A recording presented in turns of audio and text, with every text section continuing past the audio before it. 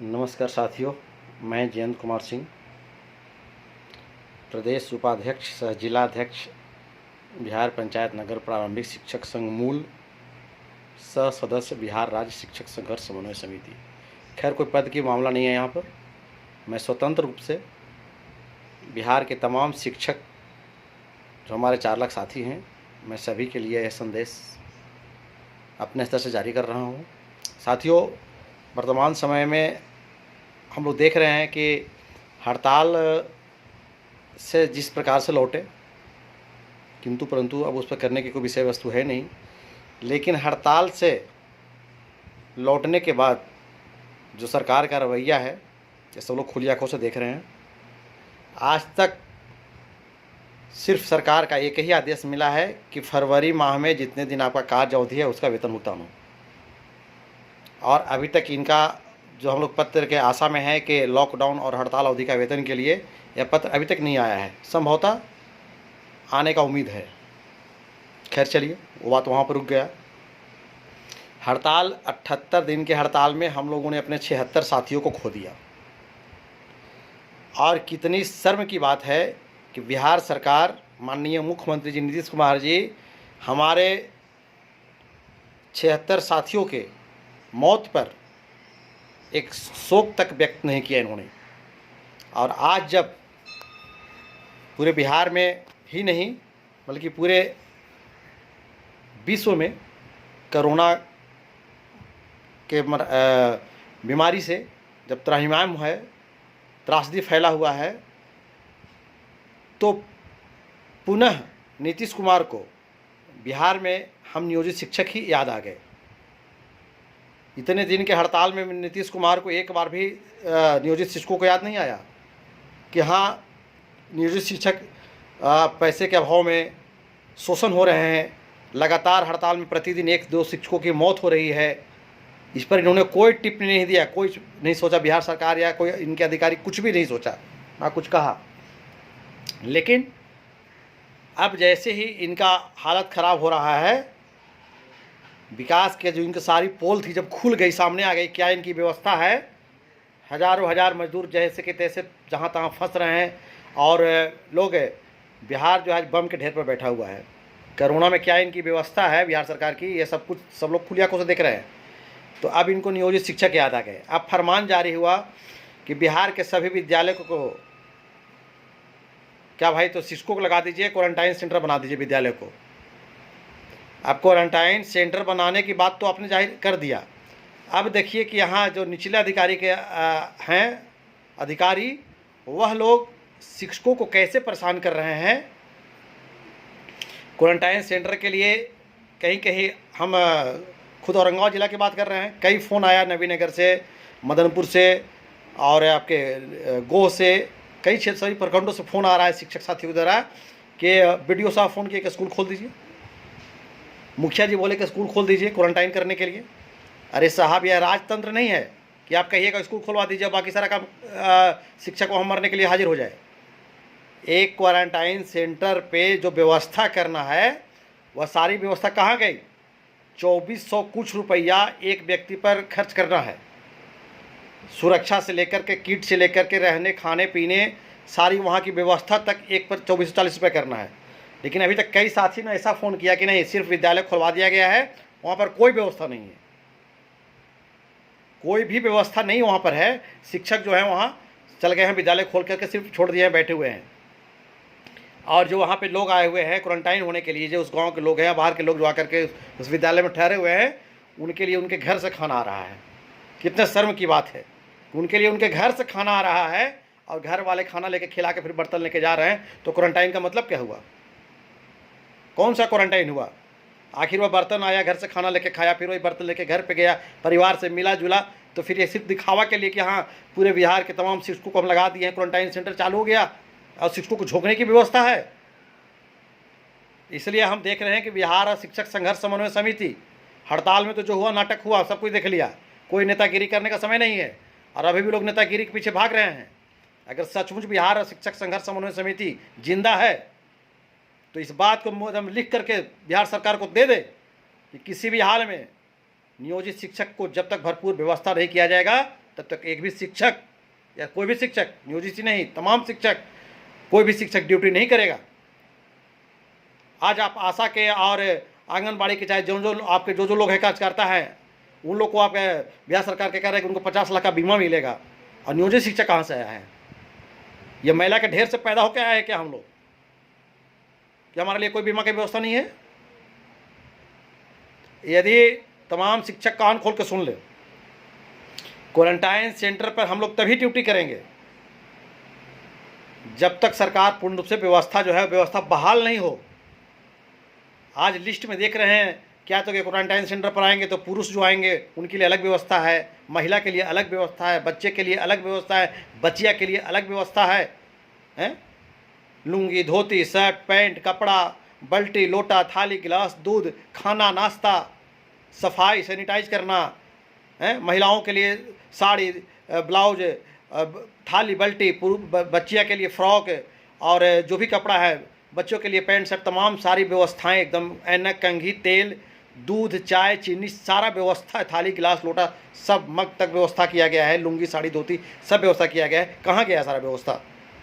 कोई व्यवस्था दिखाई नहीं पड़ रहा है, और आज हम शिक्षकों को झोंक दिया जा रहा है सिर्फ। इसलिए समन्वय समिति इस बात को उठाए, और नहीं तो समन्वय समिति समझ लीजिए कि जब इस बात को नहीं उठाता है तो समझ लीजिए समन्वय समिति नहीं रहा। हम नहीं मानेंगे समन्वय समिति को, चाहे जो भी हो जाए, हम नहीं मानेंगे। या मेरा व्यक्तिगत विचार है, व्यक्तिगत राय मेरा है।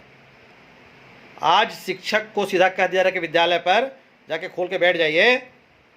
76 साथी हमारे हड़ताल के दौरान बलि की वेदी पर चढ़ गए, उनके परिवार को कोई देखने वाला नहीं रहा। और आज अब सरकार की जो व्यवस्था है, इनको मानव श्रृंखला बनाने के लिए करोड़ों अरबों रुपया खर्चा करने की व्यवस्था था, और आज शिक्षक के बीमा के नाम पर इनका दम सरक रहा है, शिक्षक की व्यवस्था के नाम पर दम सरक रहा है। हम लोग मरने के लिए नहीं नौकरी में आए थे कि मर जाए, जा करके व्यवस्था दीजिए। हम लोग काम करेंगे, आपकी व्यवस्था का विरोध कर रहे हैं। काम करने के लिए हम लोग पहाड़ पर चढ़ के भी काम करने के लिए तैयार हैं, लेकिन व्यवस्था होनी चाहिए। और जब व्यवस्था जो है समान, जो अधिकारी का व्यवस्था है वो व्यवस्था हम शिक्षकों की होनी चाहिए। व्यवस्था में होनी चाहिए कि जिस विद्यालय में क्वारंटाइन सेंटर बनाया जा रहा है उस विद्यालय को सैनिटाइज होना चाहिए पहले। इसके बाद कितना सोचने की बात है कि विद्यालय उधर हड़ताल के दौरान बंद रहा, इधर लॉकडाउन के कारण लगातार बंद रहा। सभी विद्यालयों की स्थिति जीर्णशीर्ण हो गई है, हर जगह जंगल हो गया, घास लग गया है, चापाकल की स्थिति खराब हो गया है, बिजली का व्यवस्था नहीं है, जैसे तैसे हो गया, आंधी तूफान में सब कुछ बर्बाद हो गया है, ना वहाँ पे लैट्रिन का व्यवस्था सब चौपट हो गया है, कोई व्यवस्था वहाँ पर नहीं बचा हुआ है। अब सीधा आदेश आ रहा है कि विद्यालय को खोल दे। कैसे विद्यालय खोल कर बैठा दिया जाए? यदि विद्यालय का क्वारंटाइन सेंटर बनाना है तो सबसे पहले तमाम विद्यालय को सैनिटाइज करते हुए वहाँ पर जितने जो दिखाया जा रहा है कि 24 या 25 रुपया प्रति व्यक्ति खर्चा है दिया जा रहा है क्वारंटाइन सेंटर पे, उसकी व्यवस्था को बहाल किया जाए। यह नहीं कि बीडीओ साहब फ़ोन कर दें, मुखिया जी फ़ोन कर दें, विद्यालय खोल दें, तो ये राजतंत्र नहीं है। आप जिम्मेवारी लीजिएगा हमारी मौत का। तो जब तक सारी व्यवस्था नहीं होती है, शिक्षकों को सुरक्षा किट का व्यवस्था किया जाए। सुरक्षा किट ऑनलाइन हम बात किए थे, ऑनलाइन 735 रुपये कुछ उसका दाम आ रहा है। तमाम शिक्षकों को सुरक्षा किट का व्यवस्था किया जाए, विद्यालय सैनिटाइज कराया जाए, विद्यालय में जनरेटर का सुविधा दिया जाए, विद्यालय में तमाम जो खाना पीना बनाने की व्यवस्था है या विधि व्यवस्था, चाहे मुखिया करावे, चाहे बीडीओ करावे, चाहे जिला के अधिकारी करावे, चाहे मुख्यमंत्री करावे, उस सब लोग लेने देने सारा व्यवस्था करावे। तब हम शिक्षक सिर्फ वहाँ रह करके निगरानी का काम कर सकते हैं, इसके अलावा कुछ नहीं कर सकते हम लोग। और रही बात बीमा का, तो जब तक कम से कम 1 करोड़ रुपए का बीमा नहीं होगा तब तक हम लोग ड्यूटी नहीं करेंगे। आपकी व्यवस्था का खिलाफ कर रहे हैं हम लोग। तो ये तमाम शिक्षक जो हैं इस बात को गंभीरता से समझें और आवाज़ को उठाएं। कुछ जगह से शिकायत मिल रहा है कि सीआरसी और बीआरपी लोग जो हैं वह कमज़ोर शिक्षकों को उठा उठा करके नाम डाल दे रहे हैं, डरा डरा करके बुला रहे हैं। अरे भाई, आप सीआरसी और बीआरपी महोदय आप लोग भी सुन लीजिए, आप लोग भी शिक्षक हैं और शिक्षक के द्वारा ही चयन करके आप लोग को वहाँ बैठाया गया है। तो भूलिए मत कि हम सीआरसी बन के तो अधिकारी हो गए और बीआरपी बन के तो अधिकारी हो गए। अगर अभी पल भर में आपका यह पद छीना जाएगा, पल भर में, जहाँ 10 शिक्षक आपके विरुद्ध लिख करके दे दिए कि आपकी कार्यशैली सही नहीं है, आप शिक्षकों का शोषण कर रहे हैं, दोहन कर रहे हैं, आप सही दिखला रहे हैं, तो आपको तुरंत वहाँ से पद मुक्त करके अगले आदमी को मौका दिया जाएगा। कई महिलाएं शिक्षिकाएं फ़ोन कर रही है कि हम लोग को सर देखिए रांची फंसे हुए हैं, तो हम कहाँ हैं, पटना है तो कहाँ फंसे हुए हैं, और हमारे कोऑर्डिनेटर फ़ोन करके बोल रहे हैं आपको ड्यूटी लगा दिया गया। क्यों ऐसे दबाव बनाया जा रहा है? आपको अगर दिक्कत है तो कोई अन्य जगह शिक्षक को प्रतिनियुक्त कीजिए वहाँ पर। और यह बात आ रहा है कि महिलाओं को परेशान किया जा रहा है, और क्या सुरक्षा का व्यवस्था है? तमाम क्वारंटाइन सेंटर पर फोर्स का व्यवस्था किया जाए। अभी अभी गया से घटना घटा कि हमारे एक साथी को क्वारंटाइन सेंटर पर जब कोई व्यवस्था पर नहीं था, जो लोग क्वारंटाइन थे वही लोग हमारे शिक्षक को मार करके सर फाड़ दिए, 8-10 टाका उनके सर पे लगा। आज वह जिंदगी और मौत से जूझ रहा है, कौन देखने वाला उसको है? सरकार क्या कर रही है इसके लिए, या मुखिया क्या कर रहे हैं, जनप्रतिनिधि क्या कर रहे हैं उनके लिए? कुछ नहीं। तो हम नियोजित शिक्षक बलि का बकरा बनने वाले नहीं हैं। तमाम शिक्षक गौर से सुनिए, बोलिए, नहीं बोलिएगा, नहीं सोचिएगा, आवाज़ नहीं उठाइएगा, एक एक करके सबको सरकार मारने की व्यवस्था कर रही है। 76 साथियों का जान गया हड़ताल के दौरान, अब क्वारंटाइन सेंटर पर ड्यूटी ला के सबको मारने की व्यवस्था हो रही है। इसलिए तमाम साथी जागिए और जाकर आवाज़ उठाइए। सुरक्षा की कोई व्यवस्था नहीं है। क्वारंटाइन सेंटर पर जब सुरक्षा का व्यवस्था नहीं रहेगा साहब, तो कितना दरिंदगी की तरह आपका जो सवाल आ रहा है, जो अधिकारी बस खुद मुंह से बोल दे रहे हैं, बोलने के पहले सोच नहीं रहे हैं। आज महिला शिक्षकों को ड्यूटी पे यदि लगा दिया जाए, 8-8 घंटा या 4-4 घंटा का शिफ्ट बना दिया जाए, तो रात और दिन जब ड्यूटी होगा तो उन महिला शिक्षकों की सुरक्षा कौन देखेगा? कौन देखेगा? गाँव में वहाँ रहना, स्कूल सन्नाटे जगह पर स्कूल है, कहाँ है, कैसे, कौन सुरक्षा देखेगा महिलाओं का? हम जो विद्यालय के प्रधानाध्यापक है वही वहाँ पर बैठे रहेंगे सुरक्षा के लिए? सुरक्षा का व्यवस्था कराया जाए, तमाम व्यवस्था कराया जाए, बीमा से लेकर के तमाम व्यवस्था जब तक नहीं होगा तब तक हम लोग इसका विरोध करते रहेंगे और इस नीति का विरोध करते रहेंगे।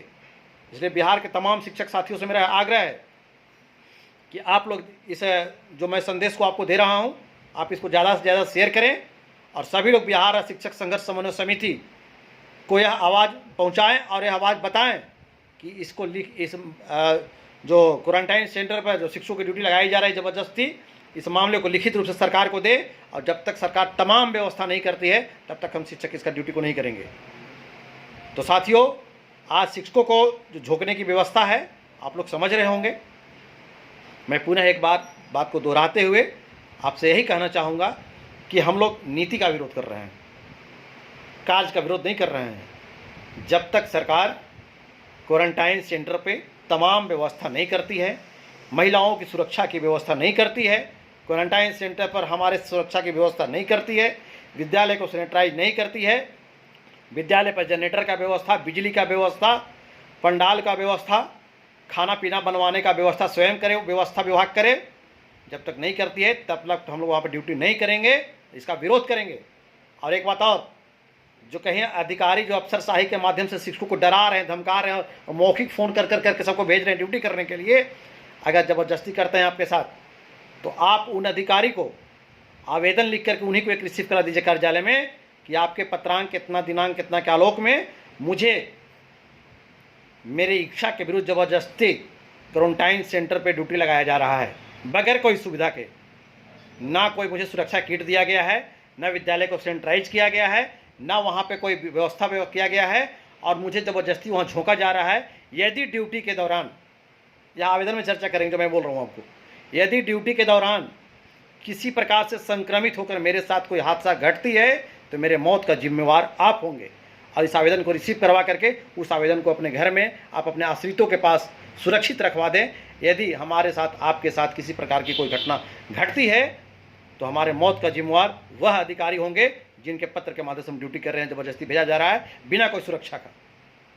और फिर उस आवेदन के आलोक में जो हमारे आश्रित होंगे, चाहे मानव संसाधन जाएंगे या कोर्ट में केस करेंगे, तब समझ में आएगा जो नियोजित शिक्षकों को जो हम लोग झोंक दिए उसका नतीजा क्या निकला। इसलिए साथियों, अंत में मैं सबसे यही कहूँगा कि हम लोग ड्यूटी करेंगे, ड्यूटी से कभी नहीं भागेंगे, लेकिन सारी व्यवस्था जो मैं बोला, बीमा से लेकर सुरक्षा किट से लेकर के विद्यालय की सारी व्यवस्था तक जब तक उपलब्ध नहीं कराई जाएगी हम लोग ड्यूटी नहीं करेंगे। साथियों, इन्हीं बातों के साथ मैं अपनी वाणी को विराम देता हूँ। जय हिंद, जय शिक्षक, जय भारत।